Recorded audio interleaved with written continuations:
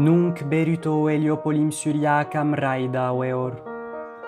Ai quia Damascen appellatur, quia ad urbem Damascum olim ducebat. Heliopolis fere kilometra octogintasio e quinquaginta milia passum berito abest. Illucut perueniam mi opus est duabus oris. Ai sunt ingentes terrae becavallis. Hodie caelum valde sudum est. Modo Heliopolis vel Balbec, sicut arabice hic locus vocatur, adveni. Heliopolis iam ante amplius quam 10 milia annos condita est. Primum lapidicinas Romanas petivi, in quibus saxum quadratum stat omnium maximum totius orbis terrarum.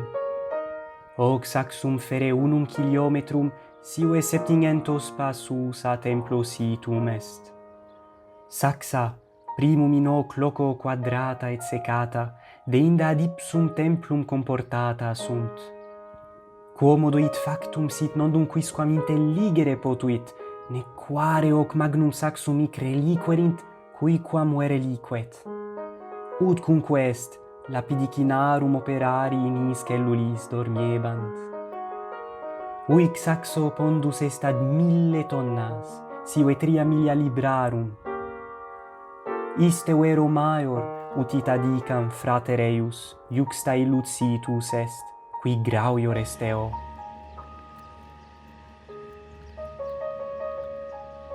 Mi hic ad stanti valde ingens videtur.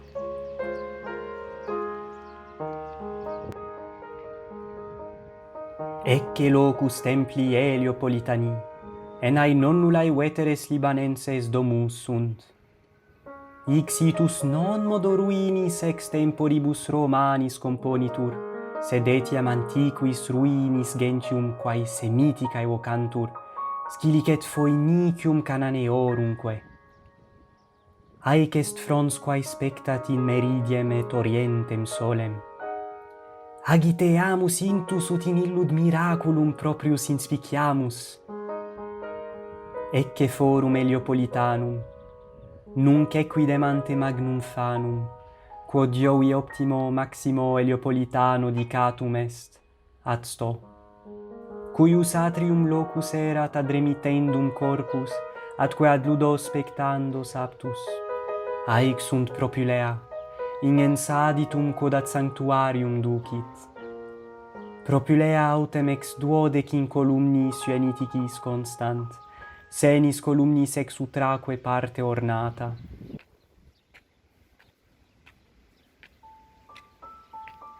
Dum per scalas per grandes ascendo, arcana suius loci voluptate sentire incipio.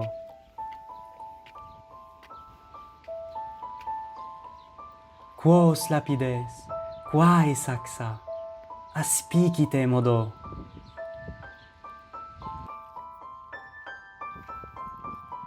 Romanis temporibus, ut imagine utamur, haec propylea partem urbis profanam et publicam a parte urbis sacra dividebant.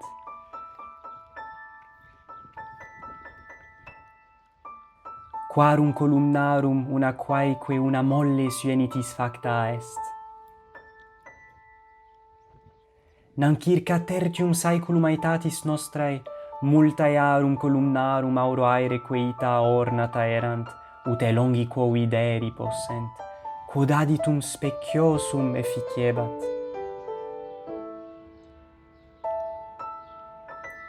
Hoc genus lapidis, qui granitum hodie vocatur, ex urbe Syene in Aegypto cita, ucusque adduectum est. Valde politus lapis est molleque tactu. Aspiciatis modo illud artis opus.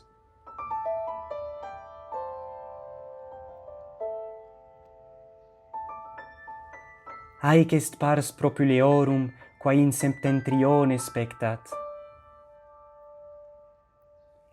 Aetate quae dicitur media in carcere mutata est. Et ecce adsum equidem Patricius, homo odiernus qui Heliopoli disversatur.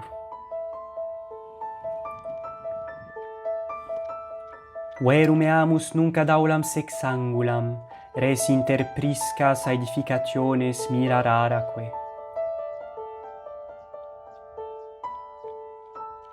Nancincta est porticu ex triginta columnis veniticis quatuorque exedris rectangulis facto. Quod ad exedras pertinet, pulcre opipareque ornatae sunt. Aula sexangula transitus est a propulea ad magnam aulam. O quam pulcher lenisque est hic lapis! Exeunte quarto saeculo post Christum natum in hoc loco conveniebant Christiani. Postea ex hac area castellum medievale factum est. Aduc in duabus exedris reliquias moenium videre possumus. Romani enim epistulio ova concasque sculpebant, signum pignusque vitae fertilitatisque. Aspicite hoc pulcrum ovum.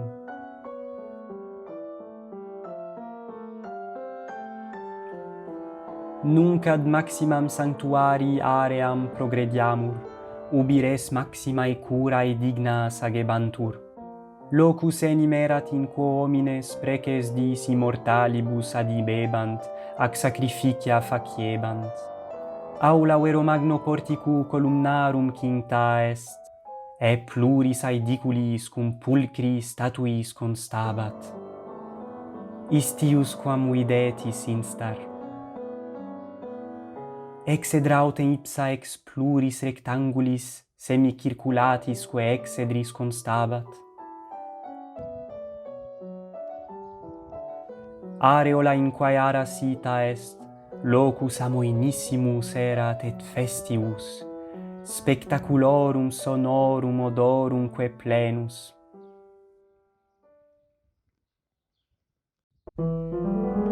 Iam per ara magnam ambulo. Ara magna araeque minores sunt structurae quae apud Romanos et Graecos plerumque non inveniuntur. Itaque dicuntur a cultum mediorientalium populorum deducta esse. Crepidines ignorum plures Latinis verbis inscribuntur, ubi nomina donatorum commemorata sunt. Nam illae statuae figuram imitabantur regum, imperatorum, militum, sacerdotum nobilium patriciorumque. Nec tamen earum statuarum ullum vestigium inventum est. Aspicite hanc pulcherrimam Latinam inscriptionem?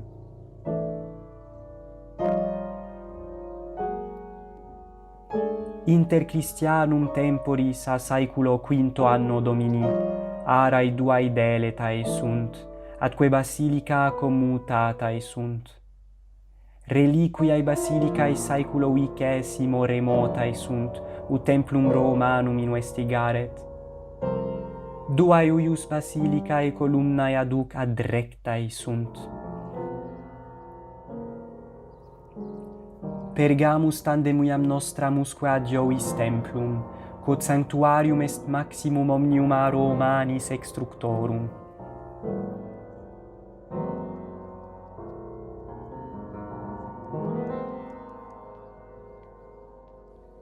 Cuius tamen templi modo sex columnae tamen aducstant.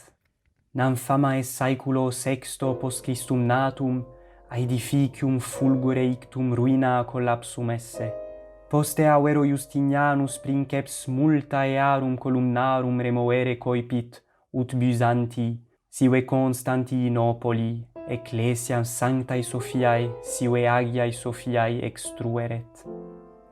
Multis annis transactis, Europae reges in expeditiones sacras, sive cruciatas, profecti, eos dem lapides de nuo ad castellum aedificandum usurpaverunt. Columnae mole per grandes sunt, eminentiores enim sunt altitudine sexaginta pedum, sive vigint metrorum, earumque crassitudo, Graece diametrus, ad septem pedes. Cae laturae opus in capitulis templi satis subtile accuratumque erat, artes magnae pulchritudinis. Hic est fastigii angulus, hoc fragmentum solum est quasi quinquagintat omnis. Videt isne hoc signum quod indi swasticam vocant? Significat divinitatem, numen Deorum, hominum Deorumque consortionem, prosperitatem. Hinc prospectus late patet, ecce magna aula Heliopolis. Dumos lapide spectamus, Devit antiquorum hominum cogitemus, ut uius loci numen atque ingenium anima duertamus. Videte quam parva sit puella quae ante as columnas stat? Nunc super lapidem discalceatus decumbo. O prospectum templorum nulli alteri comparandum, totum diem excedere possim. Ecce prospectus amoenissimus ex parte quae ad occidentem solem vergit. Quam pulchere Tuiridis est.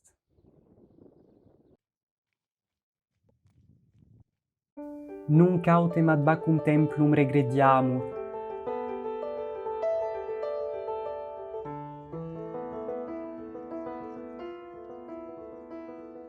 Ecce est alius Colosseum Saxum ex Iovis capitulo. Ae sunt ceterae columnae ex templo Iovis, quae diuta sunt extremo terrae motu, qui anno 1759 urbem excussit. Proponatis autem oculis speciem uius templi, nam Iovis templum omnino triginte quattuor columnis praeditus erat. Odi immortales, hic est opus maxime laboriosum, nonne? Ni fallor, hoc papauer est. Ecce cetera ova. Hoc est epistuli fragmentum ex templo Iovis, quae est pars sub tectum stans quam columnae sustinent. Leo, qui Romanis temporibus signum vis ac fide inter socios datae abebatur, fauces aperit, quas Romani ut canalem pluvialem usurpabant. Forma Dei munus, ut dixit Ovidius. Aides Bacchi valde minore sunt quam Iovis templum, mollis tamen eius etiam ingens est. Aspicite inima parte aedifici, quam pusilli homines vidantur. Potestam quam ex lapidibus emergens, vita solem salutare. O quam pulcrum est illud Bacchi fanum, quam dignum caelesti sua natura. Ecce stulobatae quibus columnae superstant.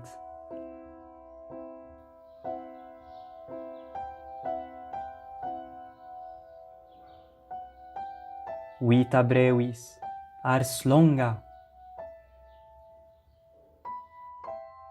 O praeclaram aedifici maestatem. Est enim unum ex integerrimis speciosissimisque templis Romanis in toto orbe terrarum. Templum Baccho Deo vini vindemiarum fertilitatis theatrique sacratum est. Is autum Deus apud Romanos Bacchus quidem vocatur, Dionysus tamen apud Graecos dicitur. Templum intercentum quinquaginta anno Domini et duocenti quinquaginta anno Domini aedificatum est. Hic olim stabant quadraginta duo Corinthiae columnae, quarum unde viginti aduc extant. Ae columnae per magnae sustentant epistulium opulenter sculptum. Opus optimus, mirabile, politissima arte perfectum. Longa vero scalaria ad sanctuarium ducor, quod sculpto papavere, vineis oisque in plexis exornatum est. In hoc templo nobile solebant vinum et opium bibere, ac omnes conversatione oblectari. Tenes nequor sum hoc dicam?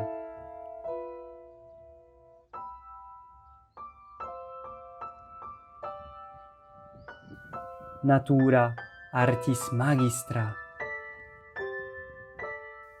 Entecti pars diruta.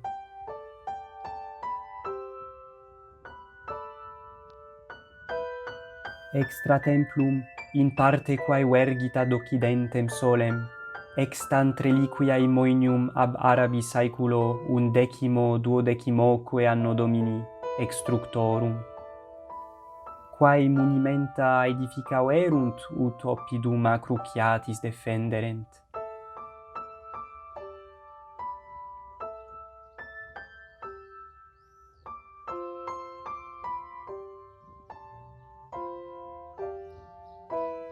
Hinc autem ab aedibus pacci videtis prospectum Iovis templi.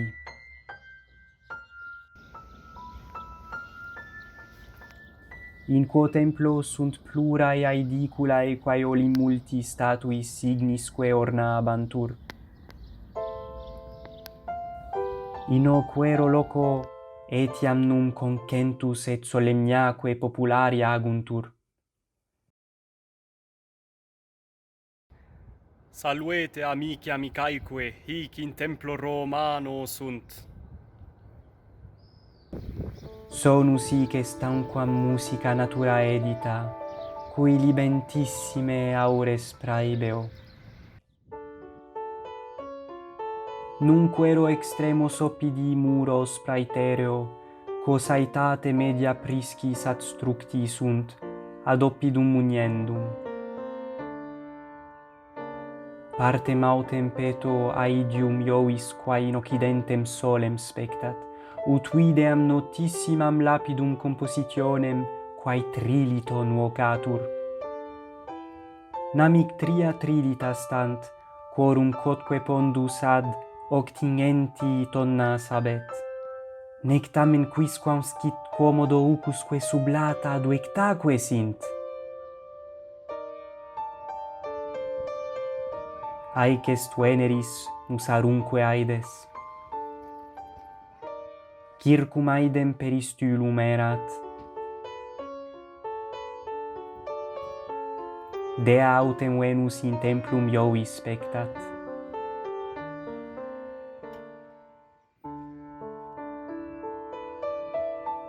Hic enim olim homines venerem colebant venerabantur.